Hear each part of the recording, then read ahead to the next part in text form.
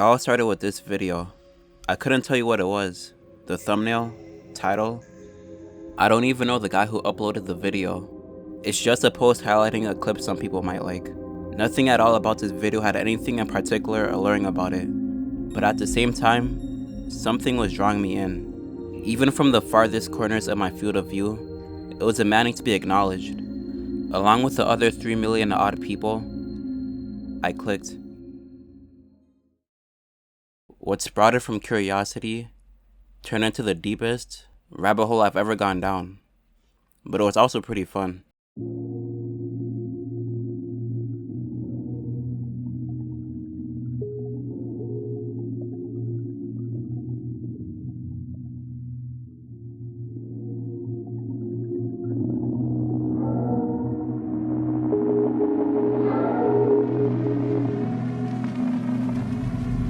A trilogy, part 2, sequel, or whatever form of continuation can make or break a franchise. You can have the most well-written, beautiful cinematography, a great ending.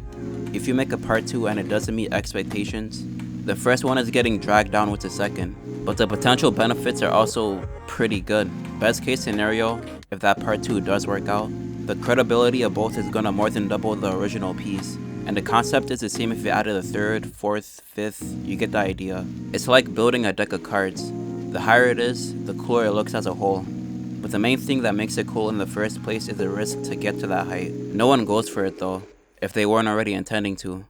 The story might already just be done, and it will be pointless to keep it going, or they wouldn't want to ruin what they already have. There's a ton of examples you could pull from in mainstream shows or movies. Most of them get ran into the ground for money, but maybe 1 or 2 times out of 50, it works out.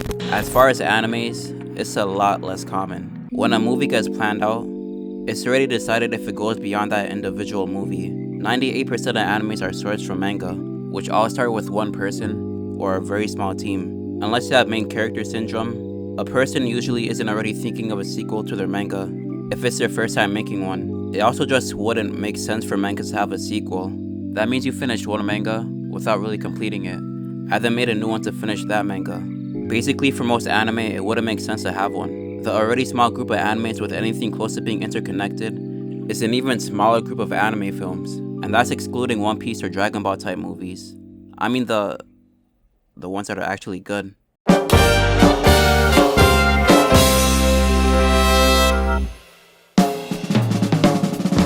mean closer to Lupin, Godzilla, Ghibli, kind of maybe.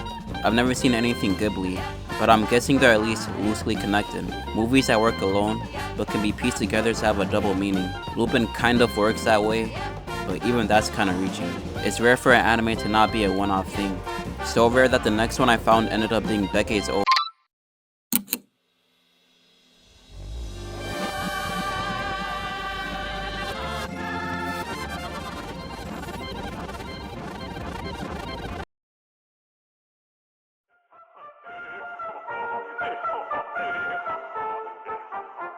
Memories might be the greatest anime trilogy in, well, anime.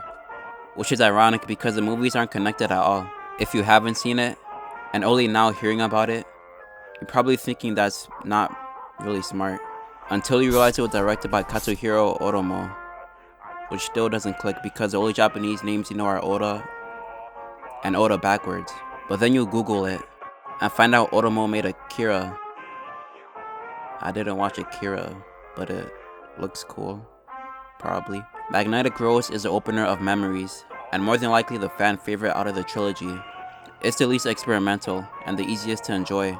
You could say it's more by the books, relative to the other movies. Rose follows a space salvaging crew, all on a mission salvaging old ships.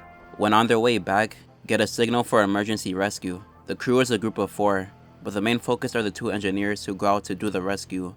The signal is coming from a really sketchy place, the type you don't go to unless you prep for it. The first 10 minutes of Rose give the impression it's a sci-fi film, which it is. But once Miguel and Heinz board the ship, you notice a harp playing, and before you know it, you're engulfed in a sea of opera music. All you find is mid-1800s royalty architecture, with tall marble pillars surrounding a colossal chandelier, towering over an even larger ballroom. And as you're taking it all in, you notice a huge portrait above two heavy doors at the end of the hallway. This whole cinematic plays out in only about a minute, if even that. And in those 60 seconds, you're sucked into a pocket of forgotten history in the most literal way possible. Heinz and Miguel keep exploring the ship and find several holograms, imitation food, drink, dresses, jewelry, stuff to try and immerse anyone that visits that this is reality. The first room they find that isn't trying to fool them is an exhibit room of the woman in the portrait, who turns out to be Eva Friedel. It was already clear she was the one who owned the ship, but all the awards displayed revealed she was an opera singer. Aoshima, one of the guys who stayed on the ship, opened up a few tabs and found out her background. Eva was at the peak of opera singing, engaged to another opera singer named Carlo, and life was good. She was known internationally, at her peak, with a happy relationship, but within the span of a few months, it all fell apart.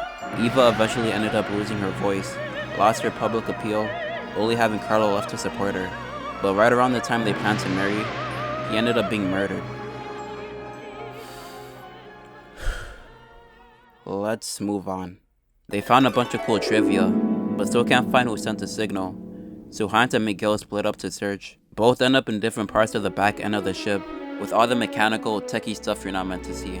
In the farthest, coldest, darkest, most flooded section of the ship, Miguel wanders to a rundown shit.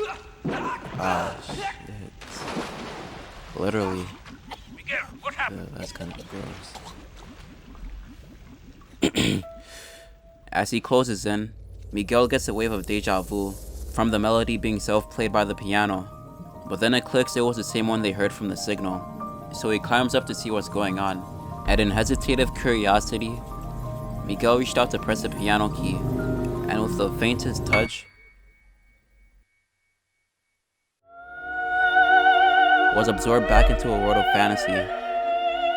All of a sudden, the piano was fully restored, and instead of standing on a pile of trash surrounded by murky water, Miguel was standing in a vast garden overlooking a lake. Caught up in the scenery, he was approached by a hologram of Eva that called out to him as Carlo. I have no clue what he was thinking, but he just went with the simulation. Hey, Miguel! During all of this, Heinz was calling out to Miguel through a receiver, where he was also caught up in his own hologram, this time on a stage, where he was performing with another Eva, before being stabbed and brought back into a flashback. It was mentioned offhandedly that Heinz had a family, and in the flashback, he was experiencing an old but wholesome memory. Heinz almost fell for the simulation too, until his wife turned into Eva and told him to stay forever. At this point, the whole crew is disorganized. Miguel is still kissing the AI-generated girl. The cruise ship was being destroyed by a magnetic pull and floating debris, and Heinz was getting gunned down by laser baby statue things. All this is about 2/3 of the movie. The last third I'll reserve for anyone who wants to see the end on their own. Magnetic Rose was Otomo's bread and butter. That movie is his team executing what they knew they were good at. Story-wise, it was pretty standard. You have your exposition, climax, ending, but there's levels to standard. Admittedly, I wasn't seeing any of the hype around Rose the first time I watched it. I mean, yeah, it was good. I wouldn't say there's anything bad about it. It was on par with the other two with high-end animation, but it didn't try to experiment the way the other two movies did. And that was the main reason why I even watched the trilogy. But after watching it for a second time, for the sake of talking about it, Rose has more going for it than it leads on. A lot more. I don't think I ever enjoyed watching the same show again. Maybe I'll watch a clip if I liked it a lot for the sake of it, but I'm not gonna watch it to relive the experience. If you are that type of person, by definition, you're literally insane. But if we were talking about Rose, bro, my fucking mind blank. You might have a case there. The second time through, I started to notice a lot more minute details that went way over my head the first time. Like this scene here, where a kid is falling through the ceiling. I'll emulate how I felt seeing that scene the first and second time.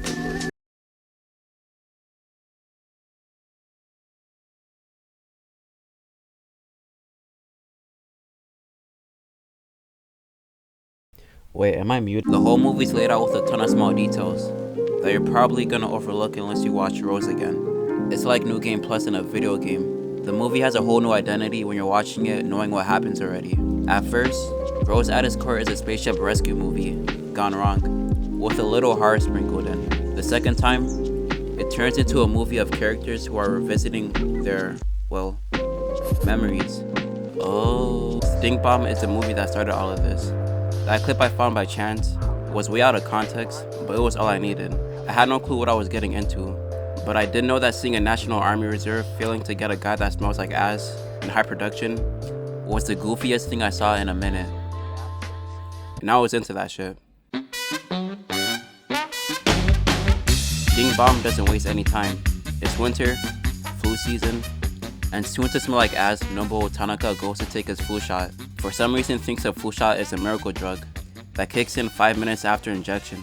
But he works at a drug lab, conveniently, and it turns out they have a sample of a new fever drug in their chief's office. So he walks in with no one in there, grabs the pills without verifying, and pops one in like it's an Advil.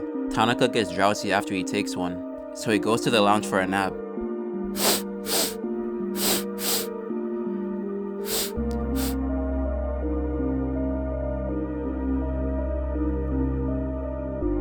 "8:07 a.m. the following day.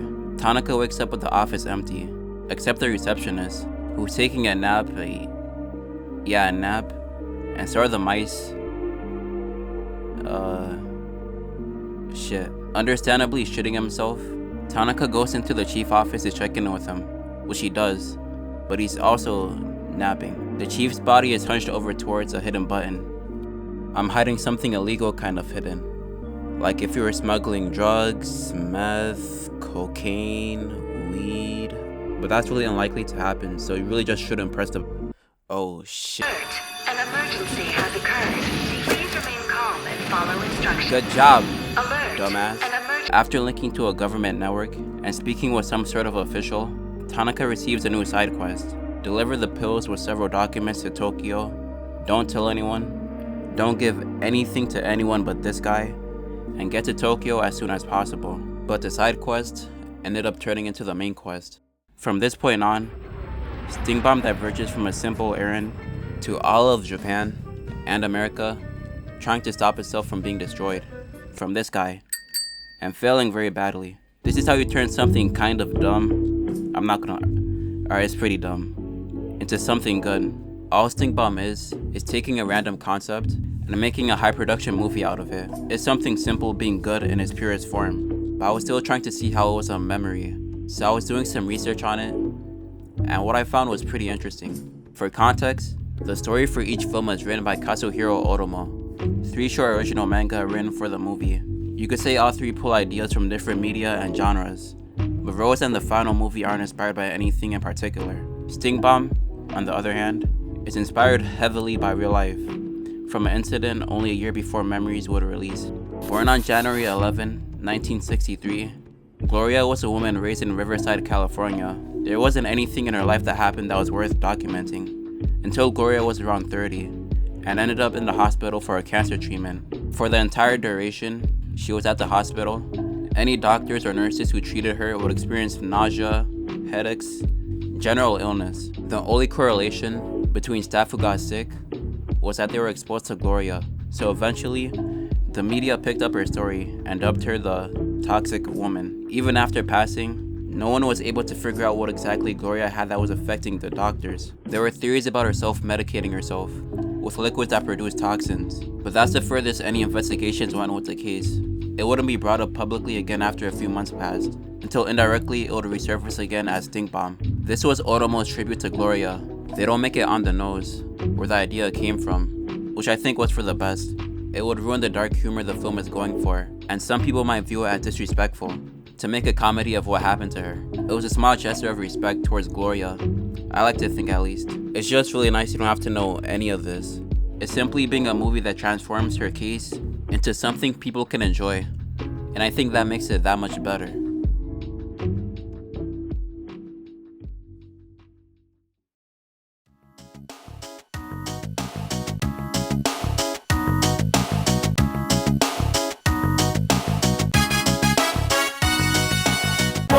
The third and final movie has no standout traits, the way Rose or Stink Bomb do.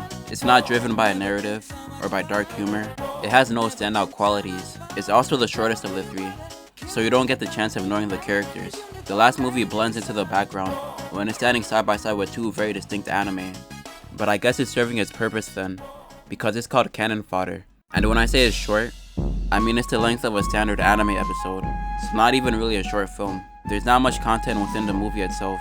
It's a day in the life of being a cannon fodder, literally. The world is built around maintaining and operating a giant cannon. Kids go to school to learn how to use one, and adults are either working at the cannon or at a factory that makes materials for the cannon. The two people we follow are a son and father, so we see the world in two perspectives. One where the boy is stoked about cannons and blowing shit up, and the reality of what it's like operating the cannon through the dad. The kid spends all day at school, dreaming about shooting cannons. I'm not gonna make that joke. That's just all there is to consume. And parallel to him, the dad spends all day operating the cannon. And that's about it. Earlier in the video, I did a name drop cannon fodder, but I mentioned how it was experimental. I meant that for two reasons: the animation choice, and the film being as bare bones as possible. On paper that sounds pretty bad, but the mind can fill in blanks to an impressive degree. It's a subconscious reflex. Suck my cock. Storytellers who are good at using this reflex and strategize what gets filled in, use it to their benefit. It's like giving a kid a coloring book and leaving it up to them to fill it in. The problem is kids can't color for shit, but usually, the kid is still satisfied with the way they filled it in. It's their interpretation of it. That's the part that really matters. People are more likely to enjoy the end product if they're the ones making the call, no matter how objectively ass it is. When you leave a person alone to fill in the gaps, they create their idea of what makes sense to fill it up with. That's what canon fodder was going for, and it's good at it. Really good. In between the sons and father's average day, you catch glimpses of everyday life. You see protests for work safety, notice that there's no control over what gets consumed, and some sort of military hierarchy. With these little pieces of information, you start questioning: who are they fighting? Why are they at war? How long until it's over? Before you can catch yourself in the act, you created your own story and lore for canon fodder. From start to finish, the story is oddly linear. You can visualize it as a flat line. There's no conflict, rising action, or any of that. It's an ordinary day the whole way, and your brain gets hooked by the ordinariness, if that's a word. And you become the one who decides if the line goes up or down or wherever, to prove there's something underneath it all. The animation also adds to the linear feeling.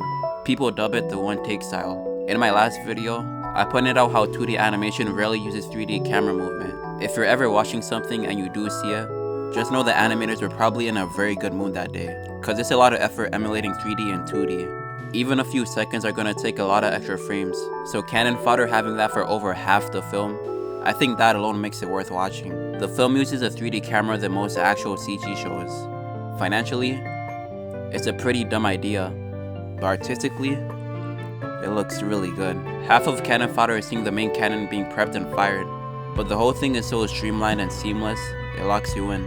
With most 2D and even CG media, this one-take style probably wouldn't work well, but with canon fodder, it's like it's custom made for it. This is the kind of lineup you want for an anime trilogy. At first the movies don't look related at all, but once you look into it, they all represent their own memory. And even if they didn't have that connection, I think all of them are pretty good on their own. Even though it is a trilogy, it's more like they all coexist. They don't need to connect to work together. Every movie was hitting a perfect balance of having intent and being self-aware. You can watch all of them and just enjoy the movie as it is. Or hypothetically, if you are a sweat who wrote a 7-page essay, there's meaning behind each of them you could look into. All three cover basically every audience out there. If you want something tragic, with dark humor, or abstract, I recommend. Suck my cock.